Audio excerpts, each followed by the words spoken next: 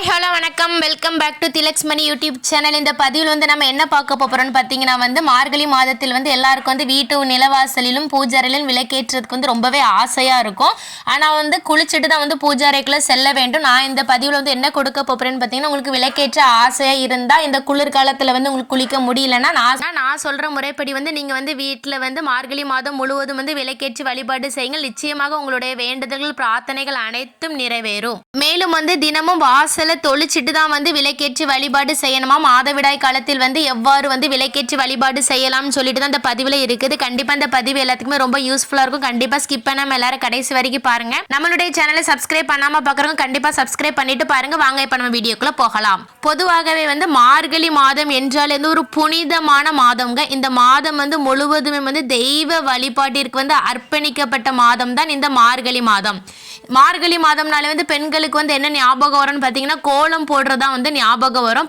அடுத்து பார்த்தீங்கன்னா வந்து வீட்டில் வந்து நிலைவாசலில் விளக்கு ஏற்றுவார்கள். அதுவும் வந்து இந்த அதிகாலையில் பொழுதுல. எதுக்கு வந்து இந்த அதிகாலையில் வந்து இந்த மார்கழி மாதம் முழுவதும் வந்து பெருக்கி தொளிச்சு கோலம் போட்டுட்டு விளக்கேற்றி வழிபாடு செய்யணும்னு சொல்லி பார்த்துடலாமா. நமக்குலாம் வந்து பிரம்ம முகூர்த்த நேரத்தை வந்து அதிகாலையில் வந்து 4 மணியிலிருந்து 6 மணி வரை சொல்லுவோம். ஆனால் வந்து தேவர்களுக்கு வந்து இந்த மார்கழி மாத அதிகாலை பொழுதுதான் வந்து அவர்களுக்கு வந்து பிரம்ம முகூர்த்த நேரமாக கருதப்படுகிறது. அதனால வந்து நம்ம இந்த அதிகாலை பொழுதுல வந்து நம்ம தேவர்களிடம் வந்து நம்மளுடைய வேண்டுதல்களை வைத்து இந்த மார்கழி மாதம் முழுவதுமே வந்து நம்ம விளக்கேற்றி வழிபாடு செய்வதால் வந்து நம்மளுடைய வேண்டுதல் அனைத்தும் நிறைவேற்றி தருவதாக வந்து ஐதீகமாக சொல்லப்படுகிறது. சரி, இப்போ எனக்கு வந்து குளிச்சுட்டு வந்து பூஜை அறையில் சென்று எனக்கு விளக்கேற்றி வழிபாடு செய்ய முடியலை, ரொம்பவே குளிராக இருக்கு. ஏன்னா அந்த மார்கழி மாதம் வந்து ரொம்ப பனி, அதுவும் அதிகாலை பொழுதுல வந்து எனக்கு எழும்ப முடியாதுன்னு சொல்லி சொல்கிறாங்க. உங்களுக்கான பதிவு தான் இது.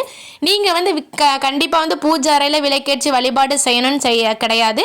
நீங்கள் ஹாலில் ஒரு இடத்துல கூட விளக்கேற்றி வந்து வழிபாடு செய்யலாம். இந்த மார்கழி மாதம் முழுவதும் வந்து விளக்கேற்றுவதற்கு தேவையான எண்ணெய், ஊதுபத்தி, திரி எல்லாமே வந்து தனியா எடுத்து வந்து வச்சு கொடுங்க. பூஜை அறையில இருந்து எடுக்கக்கூடாது, தனியா எடுத்து வச்சுக்கோங்க. அதை வந்து இந்த மார்கழி மாதம் முழுவதும் வந்து பயன்படுத்திக்கோங்க.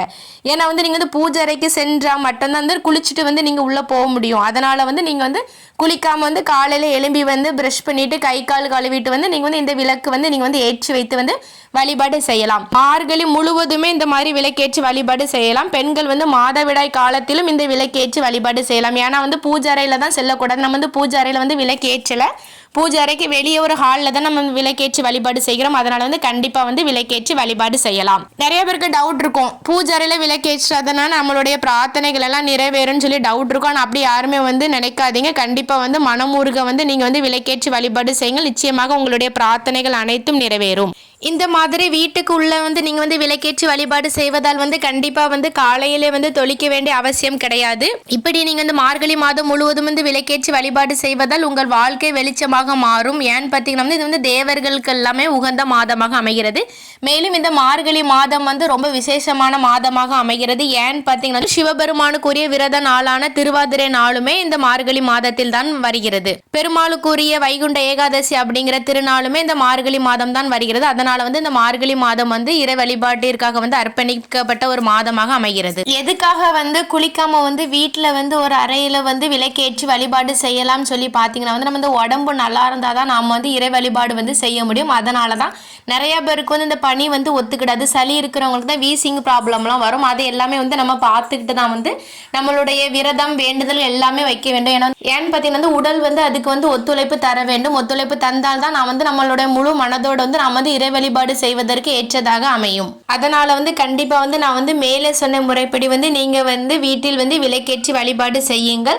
எல்லாரும் இப்படி பண்ணணுமான கிடையவே கிடையாது. நீங்க வந்து குளிச்சுட்டு வந்து என்னால் விளக்கேற்றி வழிபாடு செய்ய முடியும்னு சொல்லி நினைக்கிறவங்க வந்து நீங்க வந்து பூஜை அறையில சென்று வந்து விளக்கேற்றி வழிபாடு செய்யலாம். இந்த பதிவு வந்து இந்த சளி இந்த வீசிங் ப்ராப்ளம் உள்ளவங்கலாம் வந்து அதிகாலையில வந்து எழும்பி குளிச்சுட்டு வந்து விளக்கேற்றி வழிபாடு செய்ய முடியாதுல. அதனாலதான் அவங்களுக்கு உண்டான பதிவு தான் இது. உடனே வந்து எல்லாரும் வந்து தப்பா நினைச்சுக்கிடாதீங்க, குளிக்காம விளக்கெல்லாம் ஏற்றக்கூடாதுங்கிற மாதிரி நீங்க வந்து தப்பா நினைச்சுக்கிடாதீங்க.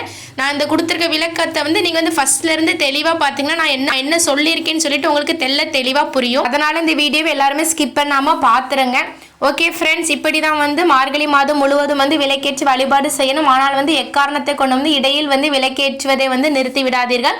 உங்களுக்கு முடியவில்லை என்றால் வந்து உங்கள் வீட்டில் வந்து கணவரோ உங்கள் வீட்டில் பெரியவர்கள் இருந்தால் வந்து அவர்களிடம் சொல்லியாவது வந்து கட்டாயமாக விளக்கேற்றி வழிபாடு செய்யுங்கள். Okay friends, thank you for your வாட்சிங். நீங்களும் இந்த மார்கழி மாதம் முழுவதும் விளக்கேற்றி உங்களுடைய வேண்டுதல்களை வைத்து நிறைவேற்றிக் கொள்ளுங்கள். நானும் என்னுடைய இஷ்ட கடவுளிடம் வந்து உங்களுடைய பிரார்த்தனைகள் எல்லாமே நிறைவேறணும்னு சொல்லிட்டு வேண்டிக்கிறேன். தேங்க்யூ ஃபார் யுவர் வாட்சிங். இனி அடுத்து இதே மாதிரி ஒரு நல்ல பதிவில் சந்திக்கலாம். நன்றி, வணக்கம்.